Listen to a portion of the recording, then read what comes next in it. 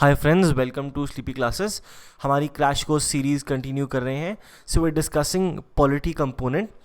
अभी तक अपने प्रीवियस वीडियो लेक्चर्स में हम part 1 union and its territory discuss कर चुके हैं, पार्ट 2 सिटीजनशिप डिस्कस कर चुके हैं, and in this today's lecture we'll discuss part 3, which is the fundamental rights. So this is probably the most important part of the Constitution of India. तो fundamental rights की कहानी शुरू करते हैं। It is described as the Magna Carta of India. Fundamental rights are guaranteed by the constitution to all persons without any discrimination. They uphold the equality of all individuals, dignity of the individual and larger public interest. They are meant for promoting the ideal of political democracy. But India में हमें पता है not just political, social democracy भी fundamental rights promote करते हैं। हमने पिछले lecture में देखा था social equality की बात करी थी preamble के अंडर। तो इंडिया में fundamental rights वो भी हैं जहाँ पे you have reservation in legislatures for various castes and tribes. You have reservation in colleges and in employment opportunities for these castes and tribes.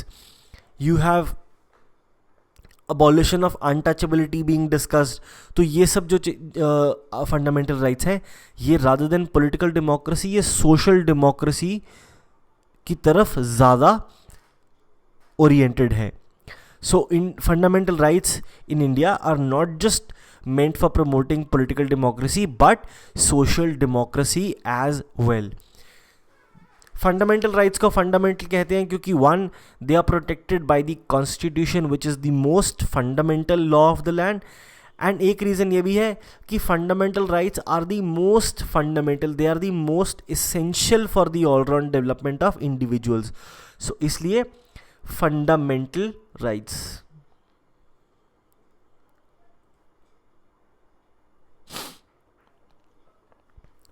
Right. So originally constitution में 7 fundamental rights थे। Right to equality, articles 14 to 18, freedom 19 to 22, right against exploitation 23-24, right to freedom of religion 25 to 28, cultural and educational rights article 29 and 30, right to property which is article 31, and right to constitutional remedies which is article 32.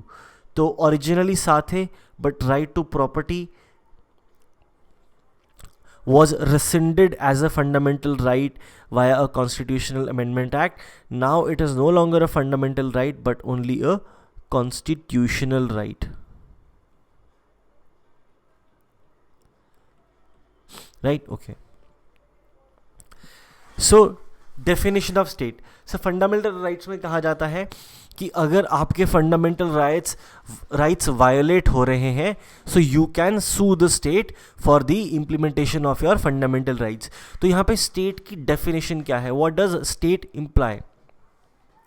तो article 12 defines the term state for the purposes of part 3. According to it, government and parliament of India, executive legislative organs of the union government comprise state. इसके अलावा government and legislatures of states, executive and legislative organs of the state government.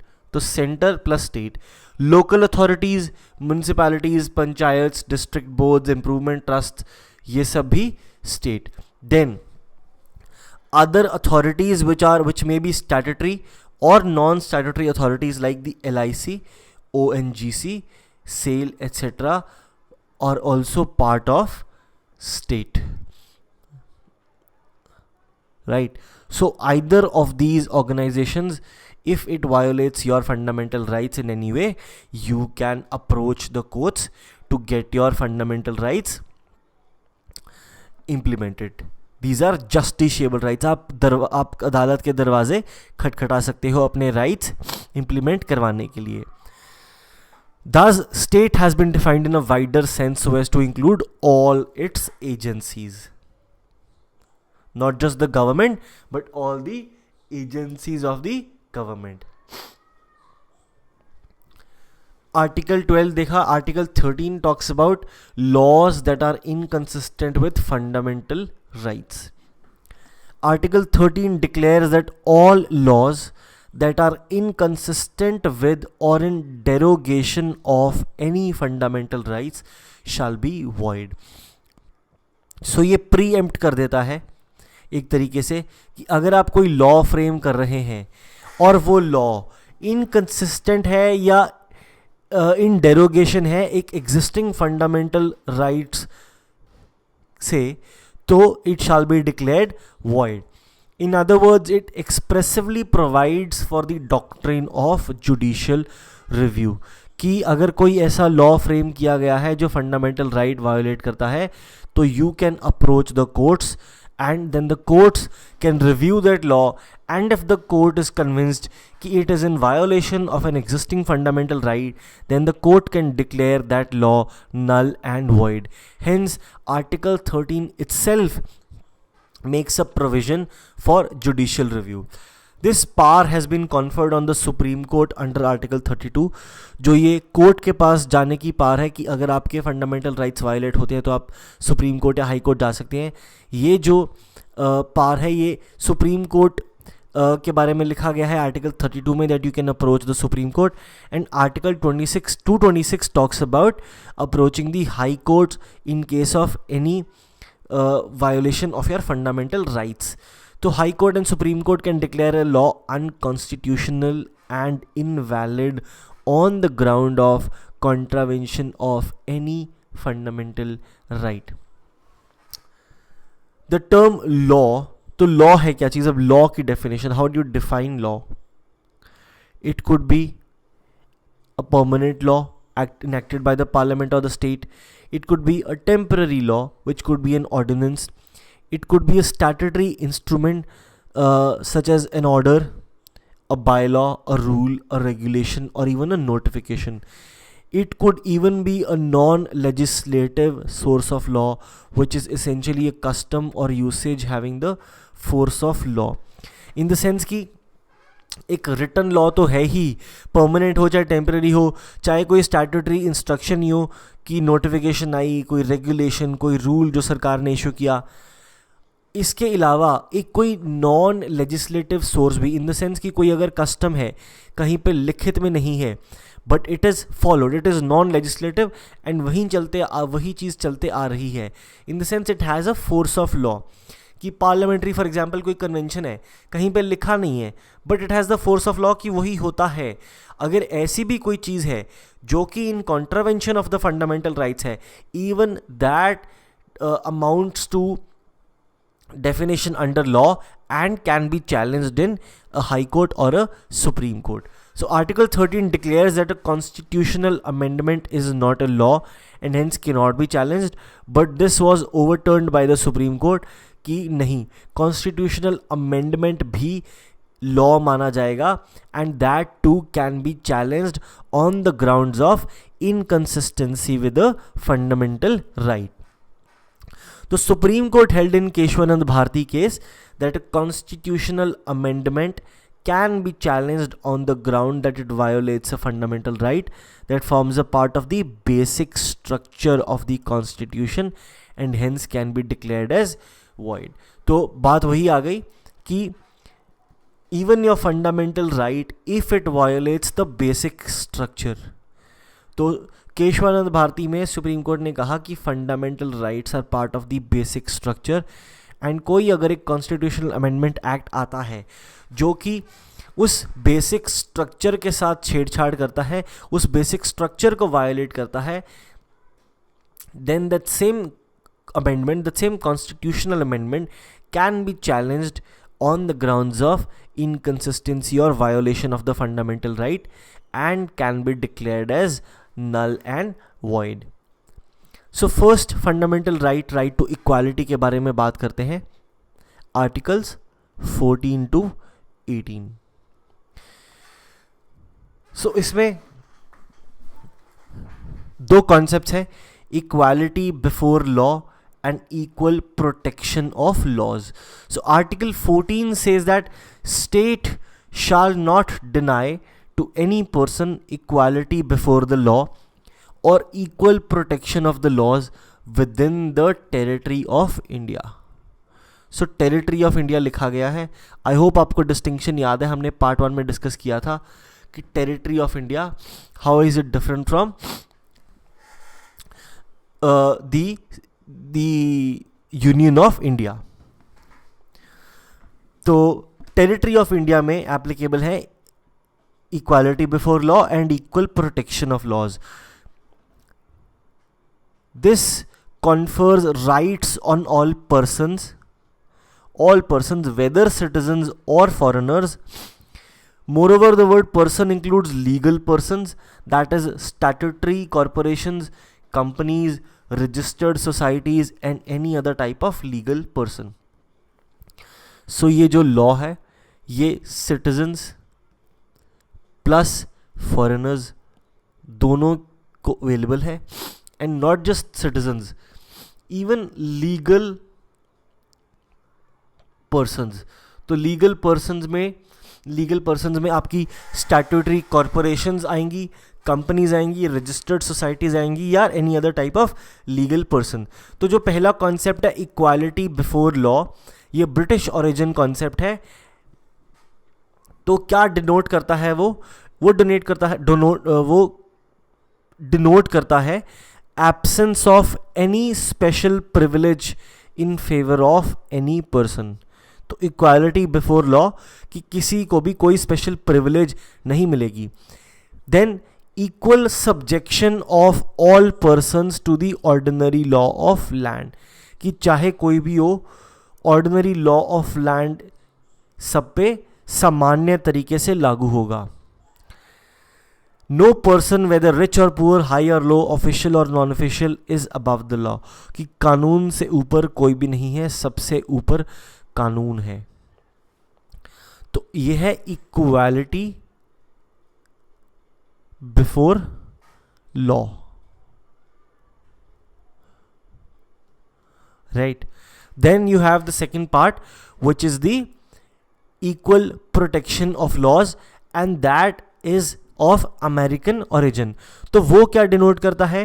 वो denote करता है equality of treatment under equal circumstances, both in privileges and as well as liabilities. कि equal circumstances पे equal तरीके से law applicable होगा, unequal circumstances पे equal तरीके से लॉ एप्लीकेबल नहीं होगा.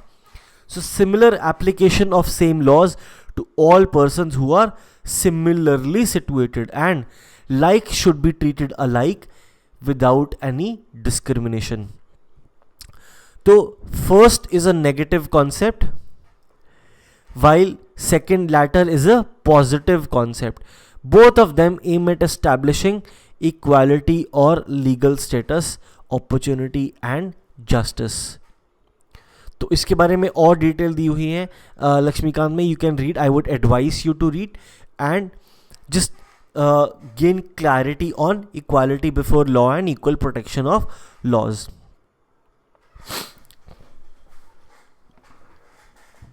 Then we talk about rule of law. तो equality before law is an element of the concept of rule of law propounded by A.V. Dicey, the British jurist. तो उनके concept के 3 elements हैं.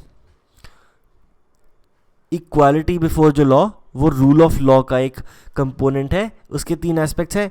Arbitrary power absent होनी चाहिए, absence of arbitrary power, that is no man can be punished except for a breach of law. तो rule of law के क्या features हैं? 1 कि अगर आपने कोई लॉ ब्रीच नहीं किया है तो आपको उसके बिना कोई पनिशमेंट नहीं होनी चाहिए. Then equal subjection of all citizens to the ordinary law of land administered by ordinary law courts. Primacy of the rights of the individual, मतलब कि constitution which is the result of rights of the individuals as defined and enforced by courts of law rather than constitution being the source of individual rights. कि इंसान के पास अधिकार है इसलिए constitution है, constitution से अधिकार नहीं है. Constitution is the result of the rights of the individual, and constitution rather than the constitution being the source of individual rights. तो primacy of the rights of individual है. तो ये तीन एस्पेक्ट, ये तीन फीचर्स हैं रूल ऑफ लॉ के, जिनका एक पार्ट है इक्वालिटी बिफोर लॉ. तो एक्सेप्शंस हैं कुछ इस इक्वालिटी के, क्या हैं देखते हैं. The rule of equality before law is not absolute. क्या एक्सेप्शंस हैं देखते हैं. President of India and governor of states enjoy following immunities. तो not answerable to any court for the exercise and performance of their powers and duties. क्यों? क्योंकि president and governor की सिर्फ stamp लगती है, उनका जो भी काम होता है, they every action that they take is on the aid and advice of the ministers of the government. So no criminal proceedings shall be instituted or continued against the president in any court during his term of office. की criminal proceedings तो हो ही नहीं सकती. No process for the arrest or imprisonment of the president or governor shall be issued from any court during his term of office. तो court भी कोई imprisonment arrest orders नहीं issue कर सकता. No civil proceedings shall be instituted during his term of office in any court in respect of any act done by him in his personal capacity. कि personal capacity में भी अगर उन्होंने कुछ किया है, उसके खिलाफ भी कोई सिविल प्रोसीडिंग्स भी नहीं शुरू करी जा सकती, चाहे वो एक्ट उनका बिफोर और after he enter the office, चाहे वो प्रेसिडेंट बन के उन्होंने वो एक्ट किया हो, चाहे उससे पहले, until the expiration of 2 months notice that has been served to him. कि अगर प्रेसिडेंट या गवर्नर के खिलाफ आपने सिविल प्रोसीडिंग्स भी शुरू करनी है उनके किसी पर्सनल एक्ट के लिए, चाहे वो पर्सनल एक्ट उन्होंने प्रेसिडेंट गवर्नर बन के किया या उससे पहले किया, तो आपको उन्हें एक नोटिस भेजना पड़ेगा. और नोटिस भेजने के 2 महीने के बाद, expiry of 2 months after the notice has been delivered to him, उसके बाद ही आप कोई प्रोसीडिंग्स शुरू कर सकते हो. तो ये है exception. No person shall be liable to any civil और criminal proceedings in any court in respect of the publication in a newspaper of a substantially true report of any proceedings of either House of Parliament or of State Legislature. कि आपने अखबार में कुछ भी ऐसा print कर दिया which is a substantially true report of the proceedings of the Parliament or of any State Legislature, तो आपके खिलाफ कोई भी सिविल या क्रिमिनल लायबिलिटी या प्रोसीडिंग्स नहीं है. No MP shall be liable to any proceedings in any court in respect of anything said or any vote given by him in parliament or any committee thereof. कि parliament में आपका कोई भी action, कोई भी step, whether in favor or against something, any vote in the any committee or in the parliament, आपको उसके खिलाफ किसी भी कोर्ट में कोई भी जवाबदारी नहीं है. And similar rights are available to members of legislative assemblies as well. तो ये थी कुछ exceptions to the equality before law. Then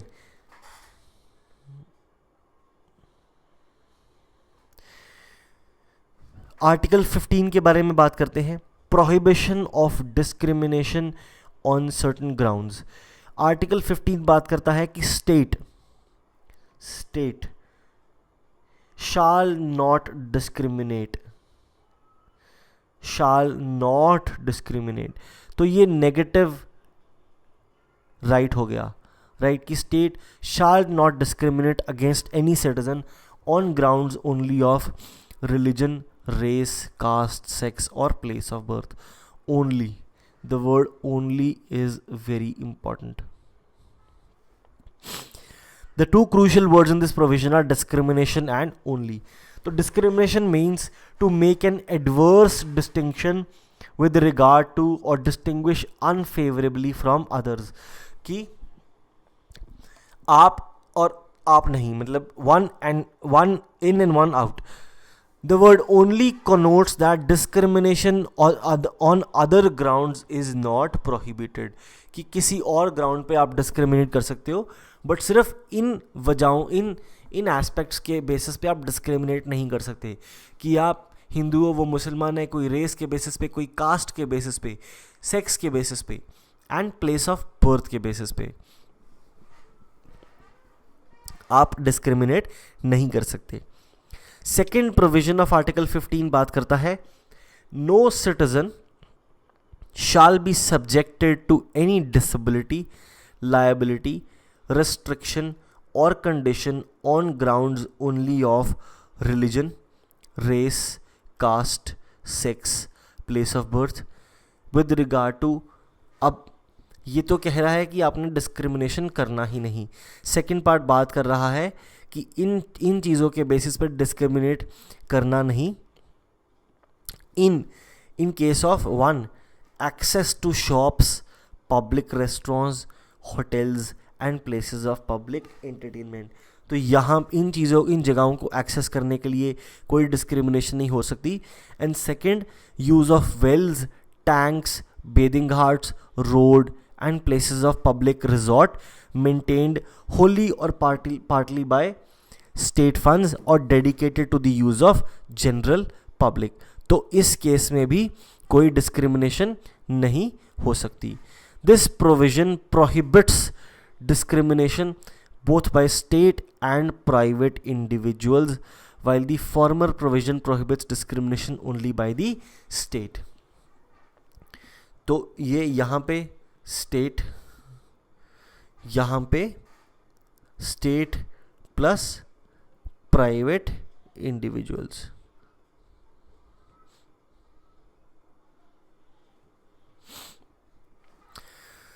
three exceptions to this general rule of non discrimination क्या क्या है कि वुमेन एंड चिल्ड्रन के case में state is permitted to make special provisions, जैसे कि reservation of seats for women in local bodies.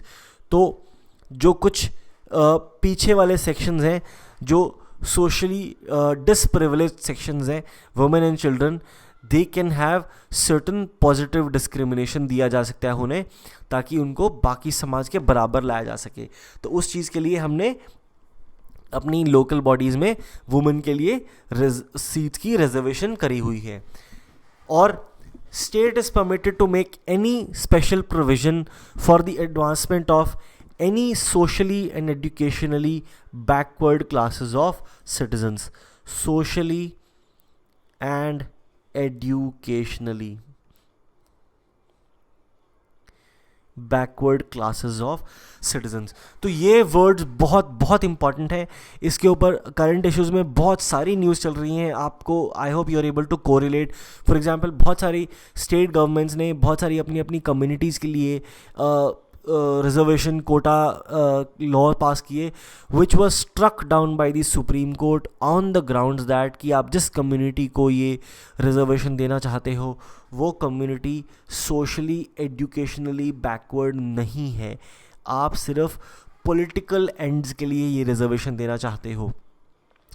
तो supreme court ने कहा कि आपको socially and educationally backward communities को ही देना है. रीसेंट एक केस में, एक जजमेंट में जस्टिस रोहिंटन नरिमन ने ये कहा कि in the times that we are living, तो आप इस ज़माने में सिर्फ एक वेरी नैरो डेफिनेशन नहीं low socially and educationally backward caste की, नहीं. वो कहते और भी ऐसी कैटेगरीज ऑफ पीपल हैं जो सोशली एंड एजुकेशनली बैकवर्ड हैं. You do not necessarily have to look for caste groups in terms of social and educational backwardness. तो उन्होंने एग्जाम्पल दिया ट्रांसजेंडर्स का. उन्होंने कहा कि अगर आप transgenders as a class of citizen देखो तो वो भी सोशली एंड एजुकेशनली बैकवर्ड है, और सरकार को चाहिए कि ऐसे जो ग्रुप्स हैं उनको रिजर्वेशन की फोल्ड में लेके आए, rather than politically dominant communities in the state जो सिर्फ because they are so politically powerful they can pressurize the government in power to avail reservation for themselves. तो ये एक ऑनगोइंग डिबेट है, इसको आपको ये भी जानना है कि कॉन्स्टिट्यूशन में क्या लिखा हुआ है, एंड जो करंट डिबेट चल रही है वो करंट डिबेट क्या है, करंट डिस्कोर्स क्या है. So this is how you can do well in paper 2 in polity, paper 2 in mains, GS paper 2 as well as your prelims. Prelims में आपको मे बी आपसे डिबेट नहीं पूछेंगे, prelims में आपको सिर्फ फैक्चुअल इन्फॉर्मेशन चाहिए ये वाली, but for scoring well in the mains which is your ultimate objective, तो you need to be clear about the debates that are ongoing. तो थर्ड इसका जो एक्सेप्शन है, state is empowered to make any special provision for the advancement of any socially and educationally backward class of citizens or for scheduled caste, scheduled tribes regarding their admission to educational institutions. तो educational या educational institution में भी admissions के लिए reservation करी जा सकती है, including private educational institutions whether aided और unaided by the state except the minority educational institutions. तो state is empowered to make reservations on the ground of social and educational backwardness for scheduled castes and scheduled tribes in educational institutes as well. तो equality of opportunity in public employment, तो article 15 हमने देखा, अब हम article 16 की बात कर रहे हैं. पब्लिक एम्प्लॉयमेंट के केस में के बारे में हम बात कर रहे हैं. Article 16 provides for equality of opportunity for all citizens in matters of employment और appointment to any office under the state. तो ये कहते हैं no citizen can be discriminated against or be ineligible for any employment or office under the state on grounds of religion, race, caste, sex. अब यहाँ पे descent add हो गया है, place of birth और residence. descent, residence, जो कि article 15 में नहीं थे.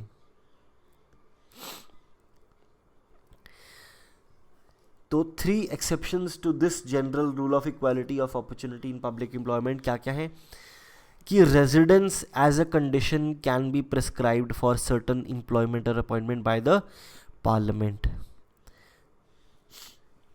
Public employment requirement to residence act 1957, it expired in 1974. No such provision for any state except Andhra Pradesh and Telangana. यहाँ पे residence is also a criteria. Second exception, state can provide for reservation of appointments or posts in favor of any backward class that is not adequately represented in the state services. तो again ये भी आप देखोगे कि आगे इसके ऊपर भी केस हुआ था कि इन case of a particular law brought about by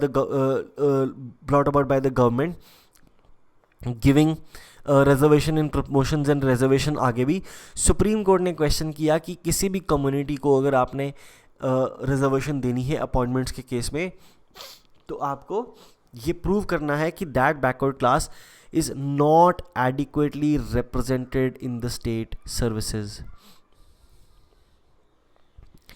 third exception क्या है? A law can provide that the incumbent of an office related to religious or denominational institution or a member of its governing body should belong to the particular religion or denomination. In the sense कि कोई भी for example एक temple trust है, इस temple trust का कोई एक तो मेंबर या हेड कोई भी है, that member or a head shall be from that religion itself. अगर हिंदू टेम्पल बोर्ड है तो ये मैंडेट किया जा सकता है कि वो हिंदू ही हो. तो यहाँ पे रिलीजन के बेस पे डिस्क्रिमिनेशन है, तो ये एक एक्सेप्शन है to an employment under the state. तो ये 3 एक्सेप्शंस थी आर्टिकल 16 की. तो इसके बारे में थोड़ा सा और जान लेते हैं. सबसे पहले बात करेंगे मंडल कमीशन के बारे में. तो मंडल कमीशन बिठाई गई थी under the chairmanship of BP Mandal in 1979. तो कमीशन ने 1980 में अपनी रिपोर्ट दी और 3743 कास्ट्स आइडेंटिफाई करी as socially and educationally backward classes, और कहा कि these constitute nearly 52% of the population back in that day, excluding the scheduled caste and scheduled tribes. तो ये चीज़, तो कमीशन ने रेकमेंड किया कि इनको 27% रिजर्वेशन दो गवर्नमेंट जॉब्स में फॉर ओबीसीज। तो based on this population, so 27% reservation, 22.5 इनकी ऑलरेडी चल रही थी, so this comes out to be 49.5% reservation amounting to 50%। तो 1980 में ये रिपोर्ट आई, 1990 में VP Singh government declared reservation of 27% government jobs for OBCs. तो 10 साल बाद वीपी सिंह गवर्नमेंट ने ये रिपोर्ट इम्प्लीमेंट करी। तो again a big political step that he took, 50% government jobs now are reserved. So again the so-called general category was very unhappy.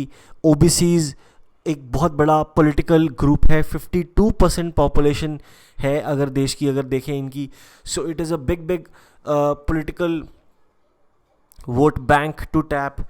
तो it was a very political decision.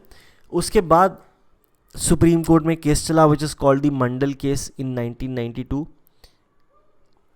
तो supreme court ने इसके ऊपर कुछ clarity दी, कुछ पुष्टि करी। Scope of article 16 clause 4 was discussed. This clause provides for reservation of jobs in favour of backward classes. It was examined thoroughly bye the supreme court. तो supreme court ने सबसे पहले तो जो 27% रिजर्वेशन मिली थी ओबीसी को वो अपहोल्ड करी। उन्होंने कहा 27% रिजर्वेशन शाल रिमेन। उसके बाद उन्होंने क्या कहा, the advanced sections among the OBCs should be excluded from the list of beneficiaries. तो सो कॉल्ड क्रीमी लेयर जो है, जो वेल ऑफ हैं ओबीसीज में भी, उनको रिजर्वेशन के बेनिफिट्स नहीं मिलने चाहिए। तो ये क्रीमी लेयर के लिए क्या क्या क्राइटेरियाज हैं, क्या क्या डेफिनेशंस हैं, ये लक्ष्मीकांत में दी हुई हैं, you can go through this. Second, supreme court ने क्या कहा, नो रिजर्वेशन इन प्रमोशंस, कि reservations should be confined to initial appointments only. Any existing reservation in promotions can continue for 5 years only, that is up to 1997।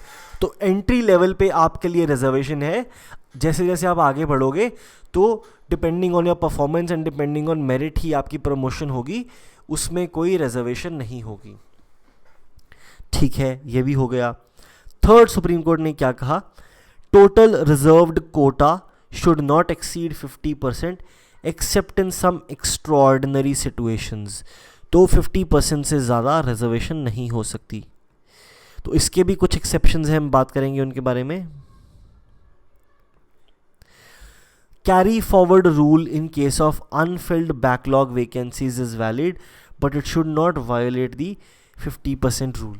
For example, आपके पास इस साल 10 seats है reserved, जिसमें से 4 ही भरी गई और 6 खाली रह गई, तो ये 6 अगले साल कैरी फॉरवर्ड हो जाएंगी।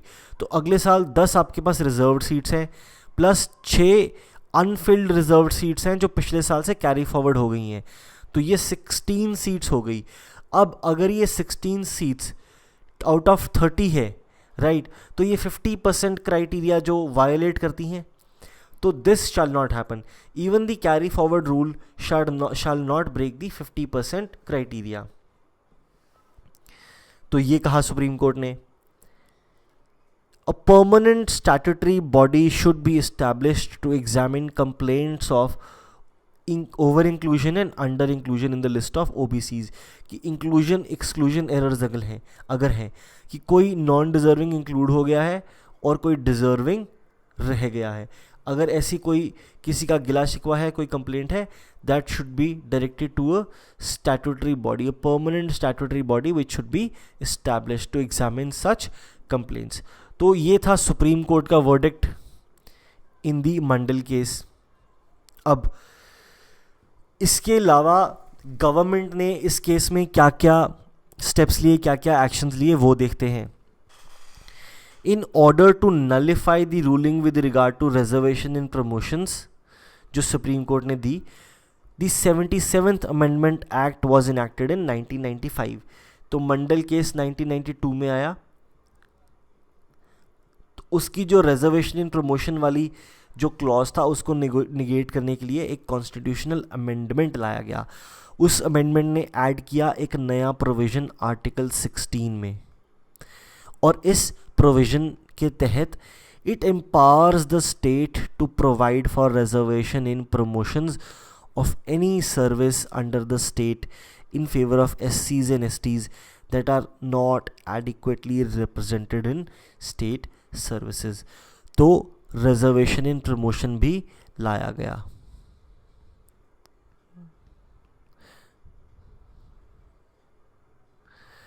In favor of those which are not adequately represented.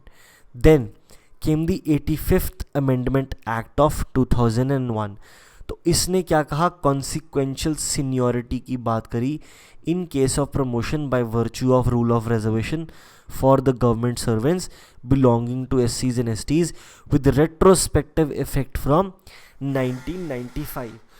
तो उन्होंने कहा कि जो कुछ अफेक्टेड थे, जिन लोग की प्रमोशन नहीं हो पाई थी, जिन लोग को प्रमोशन में भी रिजर्वेशन नहीं मिल पाई थी, उन लोगों को अब बैक डेट से जाके कॉन्सिक्वेंशियल सीनियोरिटी मिलेगी. ठीक है, तो ये भी पास हो गया. देन ईयर 2000 में एक और अमेंडमेंट एक्ट आया था, 81st constitutional amendment act with regard to backlog vacancies, जो पुरानी वैकेंसीज बची हुई हैं. उसने एक और नया क्लॉज ऐड किया आर्टिकल 16 में. क्या कहा, it empowered the state to consider the unfulfilled reserved vacancies of a year as a separate class of vacancies to be filled up in any succeeding year और years, and such class of vacancies shall not be combined with the vacancies of the year in which they are being filled to determine the ceiling of 50% reservation.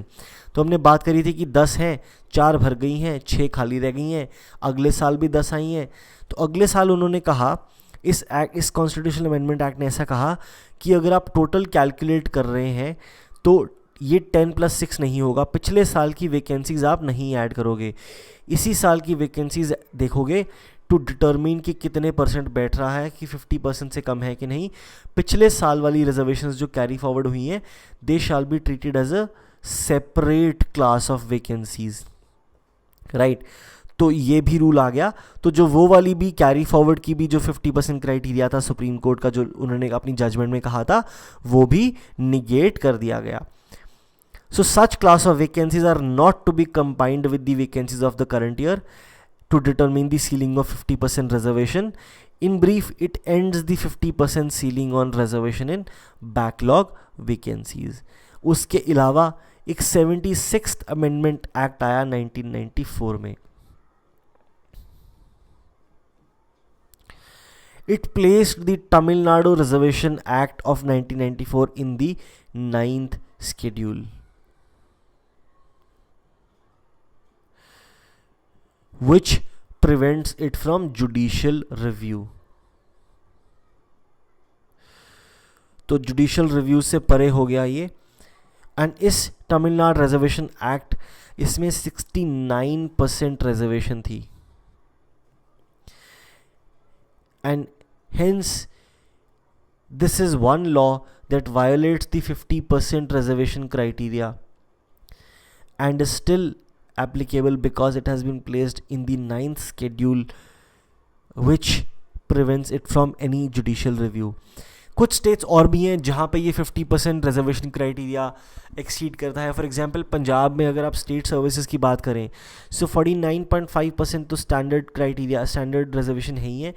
इसके बाद पंजाब में war widows के लिए, right, people hailing from army background, sons and daughters of army people, ऐसे करके बहुत सारे criterias हैं जिनको आधा %, 1% 1 सीट एक्सेट्रा की रिजर्वेशन है. तो ये कंबाइन करके, ये सारी सीट्स कंबाइन करके it exceeds 50% reservation. But in a judgment by of the supreme court उन्होंने ये अलाउ किया हुआ है कि अगर फॉर एग्जांपल वॉर विडोज़ को आप कोटा दे रहे हैं, रिजर्वेशन दे रहे हैं किसी भी रिक्रूटमेंट में या किसी एडमिशन एक्सेट्रा में, और अगर वैसी कोई चीज़ 50% क्राइटेरिया को एक्सीड करती है तो that shall be allowed under law. तो that shall not be declared as null and void. तो ये कुछ बाकी डिमेंशंस हैं आर्टिकल 16 की एम्प्लॉयमेंट के अंडर, जो एम्प्लॉयमेंट में जो रिजर्वेशन मिल रही है उसकी कुछ और डिमेंशंस थी ये. तो ये कौन से एक्ट, कॉन्स्टिट्यूशनल अमेंडमेंट एक्ट के थ्रू क्या अमेंडमेंट आई, किस क्लॉज में अमेंडमेंट आई और क्या अमेंडमेंट आई, ये सब you will have to mug up, right. Remember, mug up करना है आपको इसको. Then Article 17 talks about the abolition of untouchability. It abolishes untouchability and forbids its practice in any form. Enforcement of any disability arising out of untouchability shall be an offence punishable in accordance with law. तो non bailable offence है discrimination on the grounds of untouchability. Term untouchability has not been defined either in the constitution or in the act.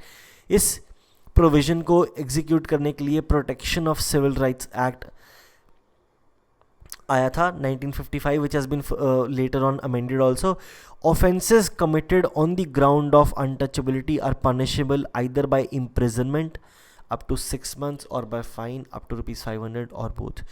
A person convicted of the offence of untouchability is disqualified for election to the parliament or state legislature. So it is a big crime. It was made a big crime to end this menace of untouchability.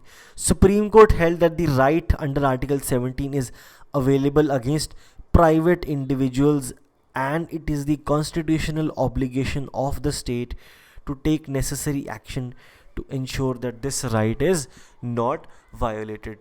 तो doctor Ambedkar ने article 17 untouchability का जो abolition का भी जो right है उसको भी फंडामेंटल राइट का दर्जा दिया, ताकि ये जो एबहॉरेंट प्रैक्टिस ऑफ अनटचेबिलिटी है इसको जड़ से निकाला जा सके. Then we have Article 18, which is the abolition of titles. So it abolishes titles and makes 4 provisions in that regard. तो पहला क्या है? It prohibits the state from conferring any title except a military or an academic distinction on anybody, whether a citizen or a foreigner. तो या तो आप military title दे सकते हो या कोई अकेडमिक डिस्टिंक्शन दे सकते हो, उसके अलावा कोई टाइटल नहीं स्टेट किसी को भी दे सकती. फॉर एग्जाम्पल पहले रॉय बहादुर, तो ऐसे बहुत सारे टाइटल्स एग्जिस्ट करते थे जो कॉलोनियल गवर्नमेंट ने इंडियन सिटीजन्स को दिए हुए थे उस टाइम पे, तो जो उनके लॉयलिस्ट्स थे, तो these were band under the independent state of India. Then it prohibits a citizen of India from accepting any title from any foreign state. So for example, British government often gives knighthood, right? अगर आप football follow करते हैं तो sir Alex Ferguson knighthood मिली हुई है. अगर आप cricket follow करते हैं तो you might be aware sir Vivian Richards है उनका नाम, विव रिचर्ड्स को नाइटहुड मिली हुई है and his name is sir Vivian Richards for excellence in cricket. The same knighthood, the same sir was offered to somebody whose name is Sir Sunil Mohan Gavaskar, but Sunil Mohan Gavaskar cannot accept the knighthood because the Constitution of India under Article 18 prohibits a citizen of India from accepting any title from any foreign state. तो Sunil Gavaskar said, thank you, but no thanks. So he could not accept the knighthood. Then third clause is, a foreigner holding any office of profit or trust under the state cannot accept any title from any foreign state without the consent of the president. अगर कोई foreigner भी office of profit या office of trust hold करता है under the Indian state, तो वो भी किसी भी फॉरेन स्टेट से कोई भी प्रेजेंट एमोल्यूमेंट या ऑफिस एक्सेप्ट नहीं कर सकता without the consent of the president of India. Then 1996 में सुप्रीम कोर्ट ने कहा कि नेशनल अवार्ड्स जो हैं, भारत रत्न, पद्म विभूषण, पद्म भूषण, पद्मश्री, ये सब कॉन्स्टिट्यूशनली वैलिड हैं, बट कहा कि these do not amount to titles and ये पहले अपने नाम से इस्तेमाल नहीं किए जाने चाहिए. So Sachin Tendulkar can not really say कि I am Bharat Ratna Sachin Tendulkar. It is we that we while referring to him we use his titles. तो सुप्रीम कोर्ट ने कहा कि आर्टिकल 18 जो है वो hereditary titles of nobility prohibit करता है. ये जो अवार्ड्स दिए जाते हैं, these do not really amount to titles. तो military titles, academic titles acceptable हैं. फॉर एग्जांपल, अगर आप किसी मिलिट्री जनरल को इंट्रोड्यूस कर रहे हो, so they have so many titles, AVSM, PVSM, परम विशिष्ट सेना मेडल, अति विशिष्ट सेना मेडल, बहुत सारे ऐसे टाइटल्स होते हैं जो उन्हें मिले होते हैं. So these are military titles which can be used by the citizen. So this is article 18. Right to equality जो है, फर्स्ट फंडामेंटल राइट हमने डिस्कस कर लिया है. आगे के जो फंडामेंटल राइट्स हैं तो उनके बारे में हम कहानी नेक्स्ट वीडियो लेक्चर में कंटिन्यू करेंगे. Thank you.